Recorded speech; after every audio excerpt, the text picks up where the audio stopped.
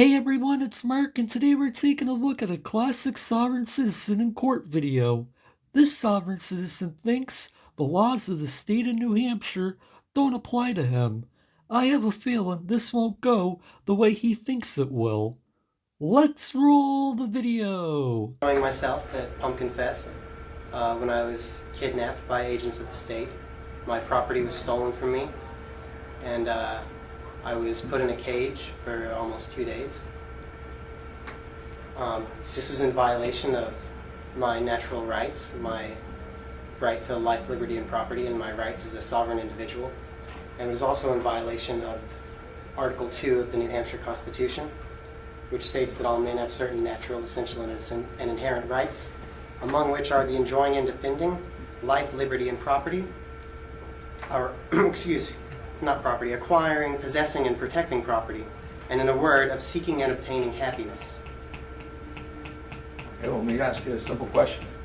If it's against the law to be in possession of marijuana in the state of New Hampshire, do you think you have the right to possess it? Oh yeah, I forgot to mention that he was arrested on a marijuana charge as well as resistant arrest. That's the reason he was locked up in a cage, as this opposite would put it. Yes, the law is in violation of both my natural rights as a sovereign individual and in violation of the Constitution of New Hampshire.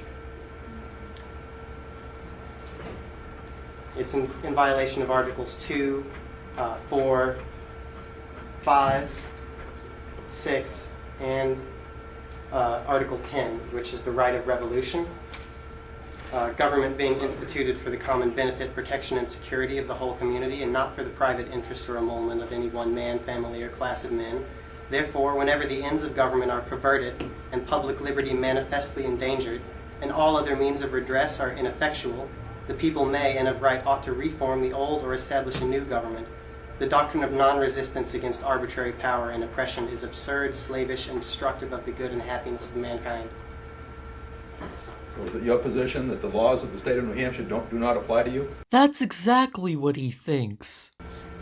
It is my position that the laws of the state of New Hampshire are immoral and in violation of both my natural rights and the Constitution.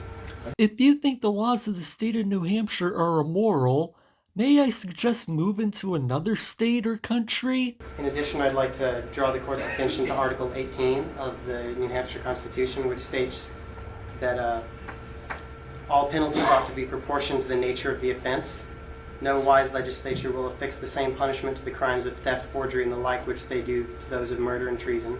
Where the same undistinguishing severity is exerted against all offenses, the people are led to forget the real distinction in the crimes themselves, and to commit the most flagrant with as little compunction as they do the lightest offenses.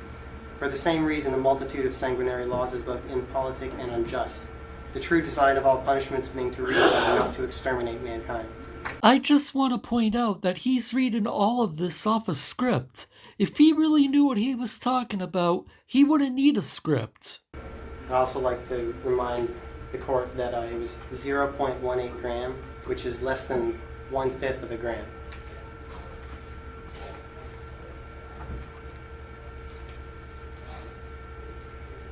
That's it for now. Okay. Do you have any questions? Okay, you may step down.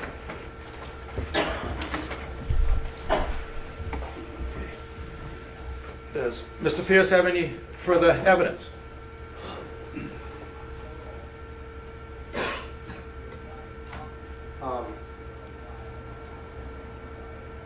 I'd like the court to point out the victim in the case. Here we go with the there's no victim or injured party nonsense. Certain crimes that are victimless. These laws were pertaining to marijuana was passed for the protection of society because somebody in their infinite wisdom just thought that possession of marijuana was a crime. It's not up to me to argue whether possession of marijuana should or should not be a crime. My job is simply to determine whether or not you did in fact violate the laws of the state of New Hampshire in the sense that you may or may not have had marijuana in your possession and that you may or may not have resisted arrest. I don't pass the laws. not up to me to decide whether a law is right or not right. Who do you work for? He works for the state of New Hampshire, and I believe we've been through this routine before. Is there anything further you wish to say regarding these matters?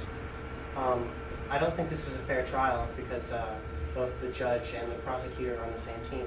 If you really think that, then appeal it if you lose the case. However, I've seen soft-sits say similar stuff, and that defense hasn't worked out for them neither. Okay, well, you have the right, if I should find you guilty, you have the right to appeal and take that issue to a higher court. Nothing further. Okay. Based on the evidence before me, I do find that you had marijuana in your possession. I am satisfied that the chain of custody indicates that the substance that was removed from your body, your possession, is the same substance that was delivered to the state crime lab and analyzed as marijuana, and it is the same substance that has found its way back to be exhibit number 1 in this case. I also find that you did resist arrest. It may have been a peaceful resistance. I don't know whether you want to call it dropping to the ground, lying on the ground, or whatever, but you did, in a peaceful way, attempt to hinder your arrest, and I will enter a finding of guilty on that. Not only should I not be further addressed against or forced to pay any fines, I should be restituted pecuniarily for the time I spent in jail, and I want my property returned to me. When you say your property, you mean your state's exhibit? Yes. 1? I'm not an expert, but even I can tell you you're not getting that marijuana back. Not only will I deny that request, but I will grant a motion when it's filed to destroy it. Okay? I hereby announce my intention to appeal this decision, and I request a stay of sentencing pending the appeal. I'm going to impose the sentence as far as the payment of any fine that I should impose. That will be stayed until you've completed the appeal process. And that's where the video ends. Another sovereign citizen in court trying the soft-sit script, and to the surprise of nobody but himself, he fails. I'm just surprised he didn't try and challenge jurisdiction. As always, I would like to give a shout out and thank you to all of my channel members for your support. All of you are awesome. And that's gonna do it for this video. Thank you all for watching, and be sure to like, share, comment, and subscribe. And I'll see you next time.